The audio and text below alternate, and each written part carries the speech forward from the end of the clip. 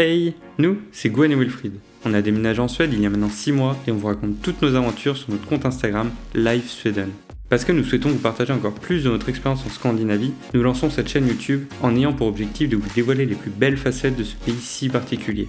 Et pour bien commencer, voici une FAQ dans laquelle nous répondons à quelques-unes de vos questions. Bon visionnage!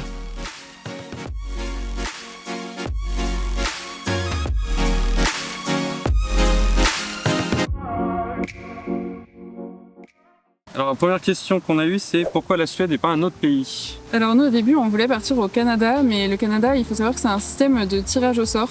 Donc il faut s'inscrire sur une liste et nous on n'a tout simplement pas été tirés. On s'est renseigné sur des pays européens qui pourraient y ressembler et on a vu que la Suède ça avait pas mal de similitudes avec le Canada parce qu'il y a beaucoup de forêts, on est proche de la nature, etc.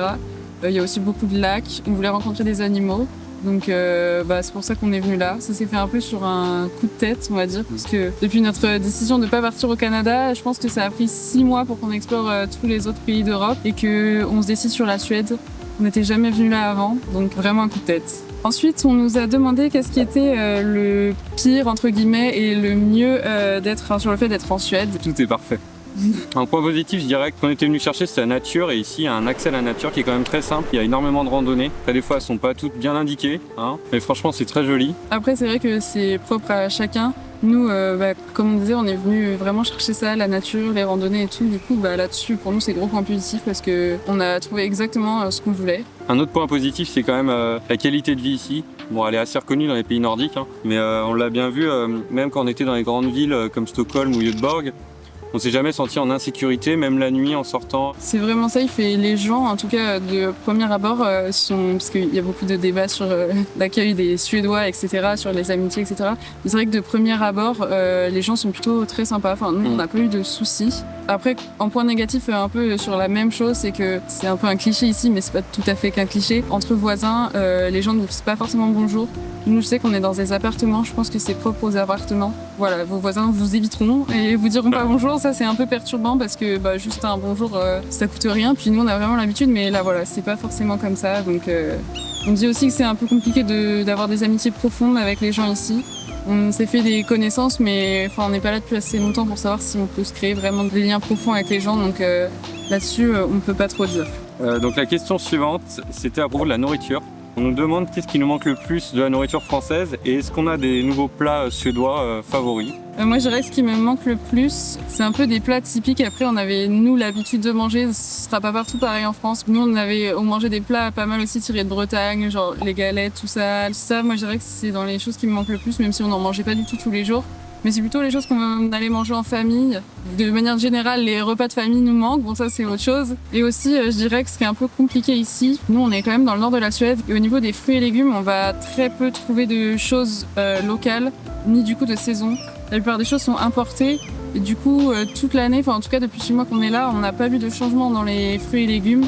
On peut autant avoir des fruits et légumes d'été, type tomates, concombres et tout ça, mais du coup qui viennent de super loin, qui n'ont pas forcément de goût. Et du coup, nous qui avons l'habitude de cuisiner vraiment local avec des produits de saison, etc., ça c'est un peu un point négatif. Après, si on a des nouveaux plats suédois favoris ou des aliments favoris, ce que j'aime bien, moi, c'est un fromage ici, c'est le Västerbotten, et ils font des tartes au fromage assez épaisses, et c'est vrai qu'on en a goûté qui sont très bonnes. Donc ça, c'est plutôt dans nos favoris, enfin dans les miens en tout cas.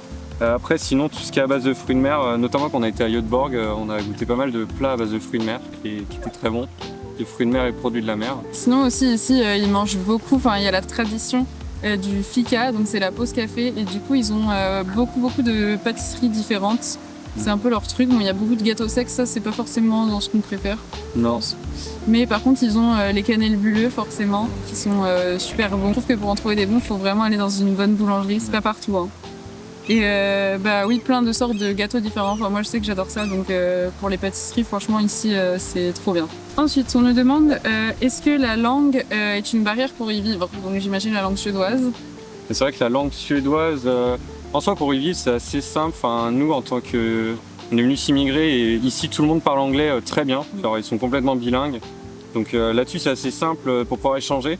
Après, pour pouvoir travailler, c'est un peu plus compliqué. Nous, on a eu pas mal de déconvenus à cause de ça parce qu'on parle pas suédois. Et généralement, dans les annonces, ils demandent à parler suédois à l'oral et à l'écrit. Donc là-dessus, c'est assez compliqué. Surtout que le suédois, c'est pas non plus une langue hyper simple à apprendre.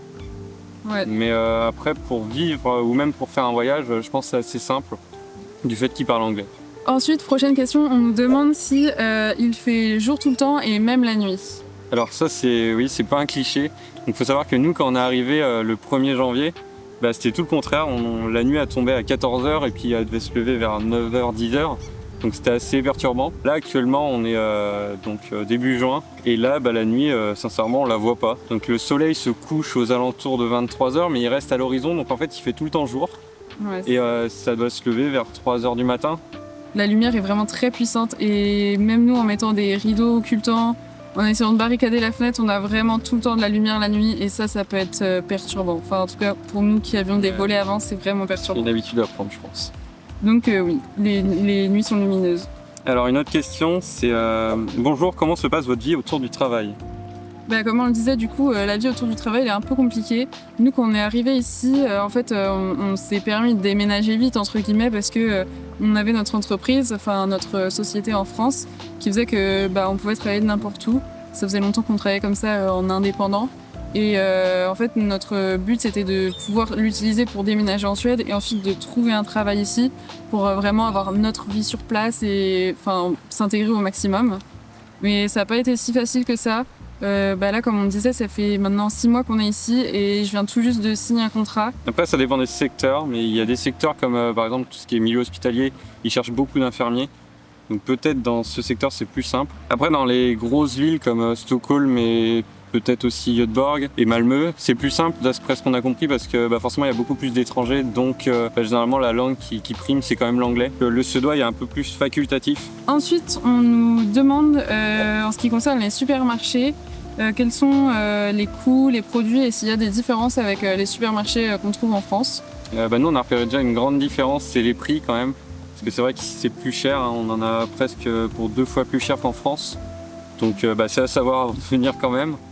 Et pourtant on fait attention à ce qu'on achète. Donc... On fait assez attention et après ça dépend de ce que vous mangez aussi. Après, ce qui est bien dans les produits par contre, c'est les alternatives végé, il y en a énormément. Après dans d'autres pays c'est aussi comme ça, mais je sais qu'en France il y a un peu de retard là-dessus quand même. Donc ça c'est un gros point positif pour nous. Point négatif, comme on l'a dit, c'est la saisonnalité des produits et la localité. Donc ici on a du mal à trouver des produits suédois en termes de fruits et légumes. Et puis, déjà pour répondre très simplement, les supermarchés sont pas les mêmes qu'en France, donc il y a pas les mêmes marques, on va dire. Le seul que vous pouvez retrouver, c'est Lidl, mais ils proposent pas les mêmes produits qu'en France non plus. Mais sinon, c'est des chaînes complètement différentes. Par contre, les supermarchés ici sont très gros, enfin il y en a vraiment qui sont très très gros. Et ils ont presque tous à l'entrée une petite partie restauration où vous pouvez acheter des glaces, des hot dogs, des sandwichs, c'est vraiment typique suédois. D'ailleurs, c'est pas forcément que dans les supermarchés alimentaires. Si vous allez acheter des outils, il y a un magasin d'outillage type Leroy Merlin et tout ça. Au début, vous allez pouvoir acheter votre hot dog qui coûte rien du tout. C'est vrai qu'on n'y pense même plus trop, mais on n'a pas ça en France généralement. Alors la question suivante, c'est comment vous faites avec les moustiques ? Ah oui, alors ça, les moustiques, c'est vraiment un sujet ici à partir de l'été. Dès maintenant, là, on est en juin. Et ça fait un moment que nous, on a vraiment du beau temps ici. Donc on a pas mal de moustiques. Après, je sais que c'est pire en Laponie. C'est vraiment là où c'est le pire, où il y en a le plus. Nous, ici, on commence à en avoir pas mal. Et tout simplement, on se protège. C'est vrai qu'on s'est renseigné auprès de gens qui, justement, habitent en Laponie et qui nous ont bien conseillé sur les équipements qu'il faut qu'on ait. Donc là, on prévoit de faire un road trip cet été et on est bien équipés. On va avoir des chapeaux avec des moustiquaires, etc. On a acheté des produits anti-moustiques tout simplement. Après, ne les achetez pas en France, apparemment ils sont pas efficaces ici. Donc si vous prévoyez de venir en Suède, arrêtez-vous en Suède d'en acheter directement. C'est vrai qu'on est quand même pas mal embêtés maintenant dès qu'on randonne et tout ça en forêt, faut pas s'arrêter parce que sinon vous vous faites dévorer. Les moustiques ici sont vraiment énormes et ils sont voraces. Ensuite, on nous demande, donc toujours la même personne plus sérieusement, comment avez-vous trouvé un logement et décidé de son emplacement ? Déjà nous le logement on l'a trouvé alors qu'on était encore en France. Donc on a cherché, il y a un site qui est très connu, c'est Blocket. Dessus il y a pas mal de logements en location. Donc on a cherché là-dessus. Au début on cherchait plutôt aux alentours de Stockholm. Après c'est vrai que les prix sont assez chers. Et après on a regardé un peu les villes aux alentours et c'est vrai qu'on a bien aimé la ville de Sundsvall. Donc pourquoi c'était un peu comme ça, un coup de tête finalement. C'est vrai qu'il n'y avait pas eu de raison spéciale vraiment pour l'emplacement. En fait, quand on a décidé de déménager en Suède, on a regardé un peu ce qui se faisait au niveau des logements. On avait bien sûr un budget et on a trouvé un truc à Sundsvall. Et après, on s'est dit, est-ce que c'est une bonne ville, Sundsvall? Et après, on a vu que oui, il y avait pas mal de points positifs. Donc, on s'est dit, on prend l'appart. La question suivante, c'est est-ce que vous avez vécu des chocs culturels en venant en Suède? Comme on le disait tout à l'heure, les chocs culturels sont plus au niveau du fait de pas forcément se dire bonjour entre voisins, etc. Nous, ça, c'est pas quelque chose dont on avait l'habitude et c'est bon, maintenant on en rigole, on trouve ça assez drôle. Et sinon, c'est ce deuxième truc qu'on essaye encore, sur lequel on essaye encore de se renseigner, c'est sur tout ce qui est relations sociales en Suède, est-ce que c'est facile ou pas. Sinon, je dirais pas qu'il y avait de choc culturel massif en venant ici. Non, on a plus eu des chocs niveau environnement, nature. On arrive en plein milieu de l'hiver, donc forcément, nous, ça nous a fait un choc d'avoir autant de neige, autant aussi froid. En plus, c'était une grosse vague de froid. Donc ça, c'était plutôt un choc, mais niveau culturel, je pense pour l'instant, ça va. Ensuite, on nous demande ce qui a été le plus difficile à gérer en emménageant ici et ce qu'on aurait aimé savoir avant de déménager. Nous, on habitait dans l'ouest de la France, donc le plus difficile, ça a été de venir jusqu'ici. On a voulu emmener quelques meubles, donc on a tout mis dans la voiture. Donc c'est vrai que c'était pas le plus simple et le plus rapide, mais on a quand même bien aimé ce moment, ce périple. On va dire oui, c'est ça. Ce qu'il y a de plus difficile, c'est juste le fait que ce soit assez loin de la France finalement. Même s'il y en a qui s'immigrent beaucoup plus loin, mais c'est quand même assez loin. Donc niveau logistique, si vous voulez emmener vos meubles ou si vous voulez partir avec des choses de votre maison et pas en avion, là ça va être un peu compliqué. Si vous voulez le faire vous-même, parce qu'après sinon vous pouvez payer un déménageur qui le fait, mais c'est très très cher. On avait regardé, c'était hors de prix. Et ensuite, ce qu'on aurait aimé savoir avant de déménager Non, je pense pas qu'on a de choses qu'on aurait voulu savoir avant. Les démarches, elles ont été assez simples à faire. Que ce soit quand on est arrivé, on a demandé à avoir un personnummer, donc c'est une sorte de carte d'identité suédoise. Donc ça a été assez rapide finalement. Après, on a réussi à changer l'immatriculation de la voiture facilement. Je vois pas de choses qui nous ont posé problème là-dessus. C'est vrai que les démarches, c'est pareil, on a un peu appris sur le tas, entre guillemets, c'était pas tant renseigné que ça avant. Et même sans se renseigner trop, on n'a pas eu de soucis particuliers. Questions suivantes sont est-ce qu'il y a des parcs nationaux qui sont payants en Suède? Et est-ce que vous trouvez que la vie suédoise s'articule beaucoup plus autour du plein air qu'en France? Alors pour les parcs nationaux, on ne sait pas s'il y en a des payants. Nous on en a fait et ils étaient gratuits, donc il faut se renseigner en fonction du parc où vous souhaitez aller, mais pour l'instant je pense pas. Et ensuite, les Suédois sont beaucoup plus axés sur la vie de plein air. En même temps, je pense qu'ils font aussi avec leur pays. La Suède, c'est beaucoup de nature, c'est une grosse partie de forêt, c'est beaucoup de lacs. Donc forcément, les gens aiment aller dehors. Nous, on l'a bien vu à l'arrivée des beaux jours, tout le monde était dehors. En hiver, pas trop, mais à part ceux qui skient. Ici, il y a beaucoup de gens qui skient, c'est vrai. Mais tout le monde est dehors et surtout, il y a beaucoup de pratiquants de sport d'extérieur. Ils sont très sportifs. Je pense que c'est un peu de tous les pays scandinaves aussi. Ils s'entretiennent par le sport énormément. Donc c'est vrai, en hiver, il y a beaucoup de ski de fond, surtout qu'ici, on est dans une région où il y en a pas mal. Et en été, on a vu aussi le ski à roulettes, du coup. On voit pas mal de gens qui courent. Et aussi beaucoup de VTT. En fait, nous, on est aussi, faut dire qu'on est dans des montagnes. Là, c'est pas des très grosses montagnes, c'est des petites montagnes. Et je pense, du coup, oui, on a plus de sport encore que dans d'autres régions de Suède parce que, oui, il y a le VTT, le ski à roulettes après l'été. Je pense qu'il doit y avoir de l'escalade aussi, de l'acrobranche. Il y a plein d'activités différentes ici. C'est hyper sympa. Pour nous qui adorons les sports d'extérieur, c'est vraiment super chouette pour ça. Question suivante, on nous demande si on retourne parfois en France. Si oui, plutôt en avion ou en transport, voiture, bus, train, etc. Là, ça fait 6 mois qu'on est arrivé en Suède et c'est vrai qu'on n'est pas retourné en France encore. On espère pouvoir y aller bientôt. On a eu de la famille qui est venue, donc c'était cool aussi de pouvoir voir nos proches. Si on y retourne, vu qu'on a Freya, notre chienne, je pense que c'est un peu plus compliqué en avion, même pour elle, c'est pas ce qu'on préfère. Disons que si on pouvait, je pense qu'on prendrait le train parce que c'est un peu le mode de transport qui nous correspond le plus. Mais oui, c'est devenu très très laborieux de se rendre de là où on est jusqu'en France en train. C'est très compliqué, il faut prendre plein de trains différents, ça prend une éternité. Du coup, le plus simple pour nous avec le chien, je pense que même si c'est long aussi la voiture, au moins il y a moins d'arrêts, de changements, etc. Avec un husky, franchement, c'est plus simple parce que Freya en voiture, pour le coup, elle dit rien. Donc je pense que c'est le moyen qu'on privilégierait. Après, l'avion, c'est possible aussi, mais il faut qu'on lui paye une pension ici pour pas la transporter, comme disait Wilfried, c'est pas ce qu'on préfère.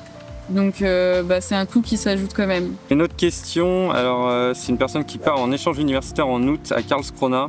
Savoir si on a des conseils, des incontournables de voyage. Alors non, nous on n'a jamais été à Karlskrona, donc on n'a pas de conseils vraiment à proposer. Je pense qu'on ira bientôt par contre parce que c'est un endroit qui nous a beaucoup été conseillé.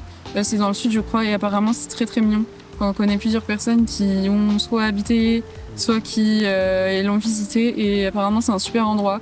Donc je pense que ça va être un bon échange universitaire. Ouais.